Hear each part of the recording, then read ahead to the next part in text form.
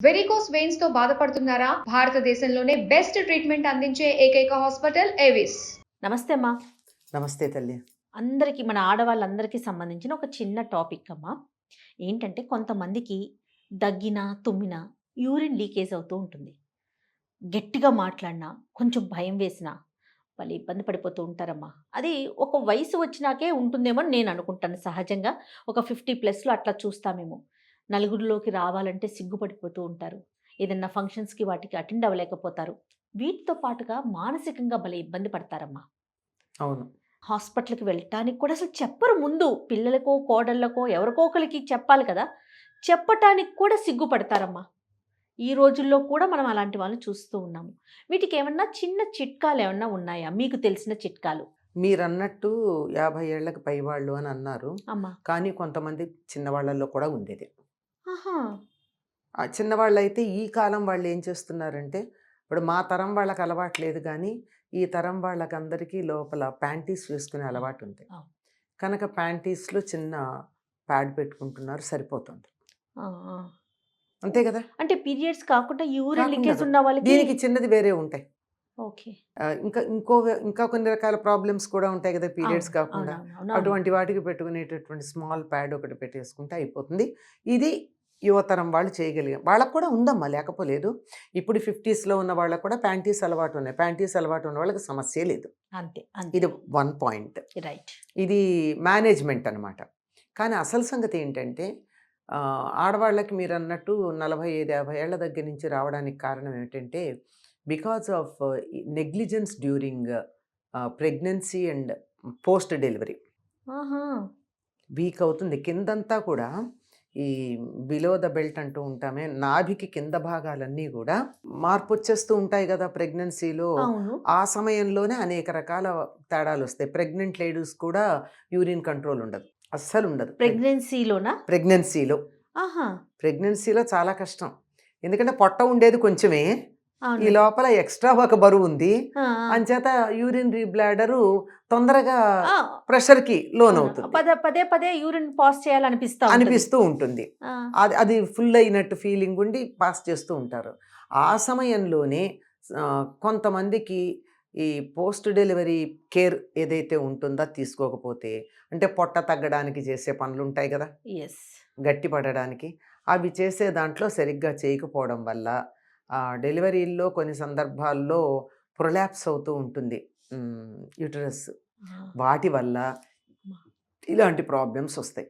ఆహా! సివియర్గా ఉన్న వాళ్ళైతే చాలా ఎక్కువ ప్రాబ్లమే ఉంటుంది, కొద్దిగా ఉన్న వాళ్ళకి ఇది ఉంటుంది. కారణాలు ఇవి. ఆహాహాహా! ఇది అసలు ఎందుకు ఇలా అవుతోంది, దీనికి నాకసలు కారణం ఇప్పుడు ఏమిటి? ఇప్పటి వరకు కూడా నేను ప్రెగ్నెన్సీలో మనం జాగ్రత్తలు తీసుకోకపోవటం అనే అంశమే తెలీదమ్మా అది నిజంగా. ఆ! చూడండి. ప్రెగ్నెన్సీ కన్నా కూడా పోస్ట్ డెలివరీ. Post delivery. ఆ! పోస్ట్ డెలివరీ ప్రెగ్నెన్సీలో తీసుకునేది ఏం లేదు, పోస్ట్ డెలివరీని. అమ్మ కానీ చాలా వరకు చూడండి. ఉమ్, ప్రెగ్నెన్సీలో చాలా జాగ్రత్తలు మనం తీసుకుంటాం. ఉమ్, ఫ్యామిలీ మెంబర్స్ ఉమ్, తీసుకుంటారు.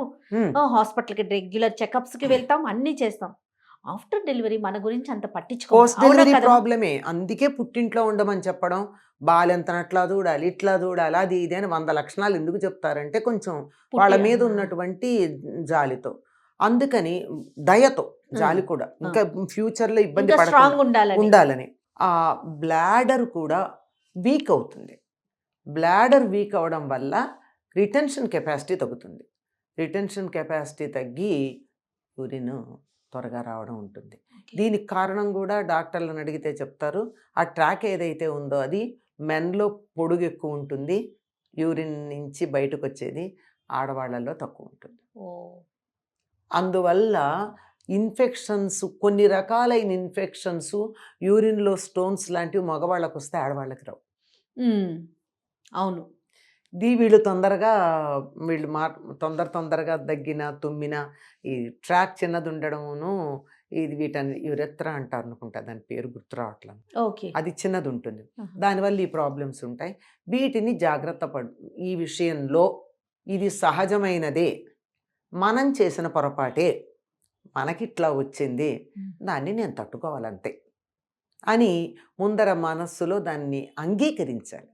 సమస్య ఎక్కడొస్తుందంటే చాలామందికి శరీరంలో వచ్చే మార్పులను అంగీకరించరమ్మా. అవునమ్మా. కళ్ళజోడు వచ్చిందని అంగీకరించడానికి చాలా సమయం పడుతుంది ఎంతో మందికి. కళ్ళజోడు దగ్గర నుంచి, తెల్ల జుట్టు దగ్గర నుంచి.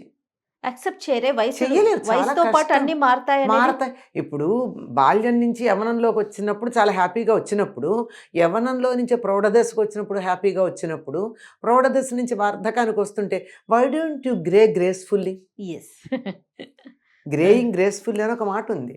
చక్కగా నా వయసు ఇది, నేను ఇలా ఉంటాను. If you don't accept that is your problem, not my problem. Yes నా తెల్ల జుట్టును ఒప్పుకోకపోతే that's your problem, not mine. Yes yes surely అంతే కదా. అంతే కదమ్మా. అందుకని ఇది పైకి కనపడేవి నేను చెప్పాను, అలాగే లోపల కూడా చాలా ఉన్నాయి. శరీరంలో శక్తి తగ్గడం అన్ని అవయవాల్లోనూ తగ్గుతుందమ్మా. ఎందుకు తగ్గదు? అన్నిట్లోనూ తగ్గుతుంది. చాలామందికి ఇదే కాదు, ఇవాళ స్టూల్స్ పాస్ చేయడం కూడా కష్టమైనా అవుతుంది, కంట్రోల్ అన్నా లేకుండా పోతుంది. రెండు ఎక్స్ట్రీమ్. దాన్ని యూ హ్యావ్ టు మేనేజ్, అంతే మేనేజ్మెంట్. ఈ మేనేజ్మెంట్ అనేది ఫిజికల్లీ అయితే అసలు ఎందుకు వచ్చిందో మూల కారణం తెలుసుకుంటే ఇప్పుడు రిపేర్ చేయలేం కనుక తరువాత తరాల వాళ్ళు రిపేర్ అవసరం అలాంటి ఇబ్బందులు పడకుండా మనం చూడొచ్చు. ఎందుకంటే పోస్ట్ డెలివరీ టైంలో శరీరంలో వాతతత్వం ఉంటుంది. వృద్ధాప్యం వచ్చిన కొద్దీ వాతమే పెరుగుతుంది. వాతము కమ్మనప్పుడే అని చెప్తాడు, వాతమే ఎక్కువ. ఈ వాతతత్వం పోయేటటువంటి ప్రయత్నాలు చేస్తే కొంతవరకు తగ్గుతుంది. వాతతత్వం పోవడానికి ఏం చేయాలంటే వేడి చేసేటటువంటివి తీసుకోవాలి శరీరంలో. ఇవి వాతం పెంచేటటువంటివి కాక వేడి చేసేటటువంటి పదార్థాలు. ఉదాహరణకి మన వాళ్ళు ఏం చెప్తారు, చిన్నపిల్లలు బెడ్ బెట్టింగ్ చేస్తూ ఉంటారు, 10 ఏళ్ళు 9 ఏళ్ళు వస్తే కూడా. అప్పుడు ఏం చేసేవాళ్ళు పూర్వం, వెల్లుల్లిపాయలు తీసుకుని వాటిని నిప్పుల్లో కుమ్ములో పెట్టడం అంటారు. అంటే డైరెక్ట్గా వేయించటం అది కాదు, కాస్త నిప్పులో అలా పెడితే కొంచెం బొగ్గుల్లో పెట్టేవాళ్ళ, అంటే కచ్చికలు బొగ్గులు ఏదో ఒకటి. అది బొగ్గంతా అయిపోయిన తర్వాత అడుగున బూడిద మిగులుతుంది, బూడిద వేడిగా ఉంటుంది, దాంట్లో పెట్టేవారు. చక్కగా కుమ్ములో పెట్టినట్టు అవుతుంది. అవి పడుకోబోయే ముందు 2-3 పాయలు గనక పిల్లలకు పెడితే యూరినేషన్ తగ్గేది. ఓకే. అంటే శరీరానికి వాతతత్వం, వాతం పోగొట్టే లక్షణం వెల్లుల్లిపాయకు ఉంది గనక. అవునమ్మా. అది లేకపోతే పల్లెటూళ్ళలో నల్లేరు దొరుకుతుంది. నల్లేరు తెచ్చి దాని పైన గేర్లు ఉంటాయి కదమ్మా, 4 పలకలుగా ఉంటుంది నల్లేరు. ఆ నల్లేరు 4 ఆ పైన ఉన్నటువంటి పొడుగ్గా ఉండేటటువంటి గరుగ్గా ఉన్నాయి, వాటిని తీసేసి చెక్కు తీస్తే లోపల కొద్దిగానే వస్తుంది మెత్తని పదార్థం. ఈ మెత్తని పదార్థాన్ని బియ్యం పిండిలో కలిపి కొంచెం ఉప్పేసి, కావాలంటే జీలకర్ర కారం అట్లాంటివి కూడా వేసుకుని రుచికరంగా ఉండేట పిండి తయారు చేసి దాంతో చిన్న రొట్టెలాగా వేసి పిల్లలకు పెట్టేవారు. 3-4 రోజులు పెడితే బెడ్ బెట్టింగ్ తగ్గుతుంది. పెద్దవాళ్ళకి కూడా పనిచేస్తుంది అంతే. మరి పిల్లలకు పనిచేస్తే పెద్దవాళ్ళకి పనిచేయదా? పెద్దవాళ్ళు చెప్పరుగా, సిగ్గుపడతారు. అది ఇప్పుడు ఈ రెండోది నేను చెప్పేది ఏమిటంటే, ప్రధానమైనటువంటిది నాకు ఈ సమస్య ఉంది అని తనలో తాను దిగులు పడే బదులు, సిగ్గుపడే బదులు ఈ సమస్యకు పరిష్కారం ఏముంది అని ఎవరినన్నా అడగడం కానీ వైద్యుడి దగ్గరికి వెళ్ళడం కానీ చేయాలి. మొదటిది అంగీకరించాలి, రెండోది చెప్పుకోవాలి, మూడోది వైద్యుని సంప్రదించాలి. అన్నిటికన్నా ముందు దీన్ని మేనేజ్ చేసుకోవాలి, సిగ్గుపడకూడదు. ఎందుకంటే సిగ్గుపడాల్సిన పని ఏముందమ్మా? మనకు మాట ఉంది, సంసారం గుట్టు రోగం రట్టు అని. రోగం గురించి చెప్పుకుంటే దానికి తగినటువంటి వైద్య విధానం ఎవరో ఒకళ్ళు చెప్తారు, దగ్గరలోనే ఉంటుంది చాలా వరకు, ఏదో పరిష్కారం. నాకు మా చిన్నతనాల్లో తెలుసమ్మా, నల్లేరు కోసం వచ్చేవాళ్ళు మా ఇంటికి. ఎందుకంటే మా మనవడు ఇంకా పక్క తడుపుతున్నాడమ్మా అనేవాళ్ళు. నల్లేరు తీసుకెళ్ళి దాన్ని కచ్చాపచ్చాక దంచి, బాగా మిక్సీలు ఉండేవి కాదు కదా, ఆ దంచేసి దాంట్లోనే ఈ బియ్యం పిండి కలిపి బాగా దంచి మెత్తగా అయ్యేటట్టు చేసి దాన్ని ఉప్పు కారం వేసి ఇంకా వాళ్ళు దాన్ని కుమ్ములో పెట్టేవారు. కుమ్ములో పెట్టేటువంటి బాదమాకు తీసుకుని, ఈ రొట్టె ఉంది కదా, ఈ రొట్టెని బాదమాకు మీద పెట్టి పైన కవర్ చేసి పాలదాల్లో పెట్టేసేవారు. పాలు కాచిన తర్వాత ఆ కచ్చికలు ఉంటాయి కదా, పండు బాగా కాలినటువంటి పిడకలు ఉంటాయి కదా, ఆ పిడకల వేడికి ఈ ఆకు చక్కగా కమిలిపోయి పైన కూడా ఉండేది, పైన కింద కూడా అవి చక్కగా నీట్గా కాలు ఉండేది. నూనె కూడా లేదు దాంట్లో. ఎంత హెల్దీనో, ఎంత పైగా దీంట్లో ఉన్న క్లోరోఫిల్ దాంట్లో గెడుతుంది, బాదమాకులో ఉన్నది. బాదమాకు కొంచెం థిక్గా ఉంటుంది కదా, దాంట్లో పెట్టి ఇలా చేసేవారు. ఇది లేదు అందరికీ, ఈ ఫెసిలిటీ ఇప్పుడు లేదు. కుమ్ములు లేవు, దాలి లేదు, పిడకలు లేవు. అంచేత దీన్ని మనం చక్కగా ఈ బాదం ఆకులో పెట్టి, మరి నేను అనుకుంటున్నాను ఇది తెలీదు, ఆ, బాదం ఆకులో పెట్టి అదే ఏదో ఒక ఆకు, ఆ, ఏదో ఒక ఆకు దొరుకుతుందిగా, ఒక ఆకులో పెట్టి కుక్కర్లో గనక పెట్టినట్టయితే ఆ. ఇడ్లీ లాగా చక్కగా ఉడుకుతుంది. నూనె ఆవిరి లేకుండా మీద పెట్ట- ఆవిరి ఉడికించుకోవాలి మీద అంటారు. ఉడికించవచ్చు. ఆ, లేదు కొంచెం నూనెలో కూడా పెట్టచ్చు, నూనె పోనీ. కొంచెం తక్కువ ఆ, ఆ, వేసి మంచి రొట్టెలాగా చేసి కనుక పెట్టినట్టయితే తగ్గుతుంది అని చెప్తారు. ఓకే. ఎందుకంటే మా ఇంటికి వచ్చి తీసుకెళ్ళేవారు, అందువల్ల అదే నాకు అదే బాగా అందుకే బాగా తెలుసు. చెప్తున్నారు. ఆ, అంత బాగా ఎలా చేస్తారో కూడా అవును. నేను చూశాను గనక చెప్తున్నాను. అట్లా అమ్మ యోగాసనాలు కూడా వేస్తారు యోగాసనాలు అని ఉన్నాయి, విన్నా నేను. యోగాసనాలు ఉన్నాయి. ఆ, యోగాసనాల దాకా వెళ్ళకపోయినా వెళదాం, ఆ, వెళ్ళకపోయినా మనం కూర్చునే పద్ధతిలో కూడా కొన్ని మార్పులు ఉంటాయి. అలా కూర్చునే పద్ధతిలో యోగాసనాల్లోనే చెప్తారు, ఆ పద్ధతి మన ఇంట్లో ఎప్పుడు అలా కూర్చుంటే కూడా చాలా తగ్గుతుందట. ఓకే. ఓకే. ఎందుకంటే ఎక్కడి నుంచి అయితే మనకి యూరినేషన్ జరుగుతుందో ఆ ప్రాంతానికి మన కాలి మడమ తగిలేటట్టుగా నొక్కి పెట్టి కూర్చోవడం అభ్యాసం చేసుకోవాలి. ఆహా.